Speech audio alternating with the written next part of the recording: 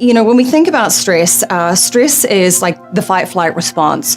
So it's beneficial if someone is holding a gun to your head. Then the body needs to respond appropriately in order to be able to react.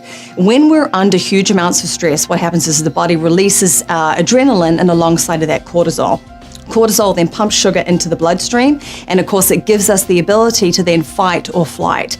Now, in the days when we needed to escape from predators, or if we're in that situation where someone's holding a gun to our head, then obviously that's important and it's relevant. But what's happening is that our lives these days are stressful all the time. So if it's a temporary release of cortisol and adrenaline into the system, then that's okay. But a prolonged releasing of these chemicals into the body creates havoc, where we start to see a breakdown in the natural biochemistry of the body.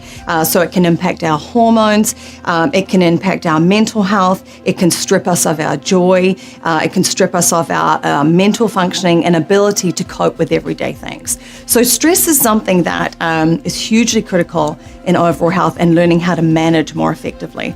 Well, a great quote that comes to mind is by the philosopher William James. And William James said that our greatest weapon against stress is the ability to choose one thought over another. And when we think about stress, it's really about our internal interpretation or perception of what is happening that really turns an event into a stressor or not.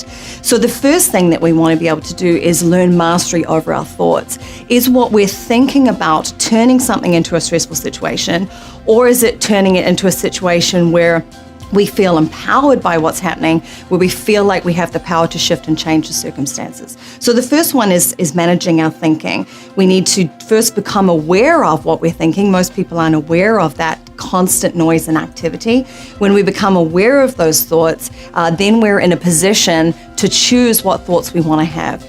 It's also important that we identify what the stress triggers are in our life. So what are the things that when they occur cause us to have the type of thinking that throws us into a negative kind of downward emotional spiral to the point where we feel like life is out of control? And when we can create that relationship, then that not only empowers us to have a different internal representation or response to the trigger, but also allows us to maybe make decisions about those stressful triggers themselves. Do we need to continue to participate in that trigger? Can we remove it somehow? Or do we really need to just accept and adapt to that trigger?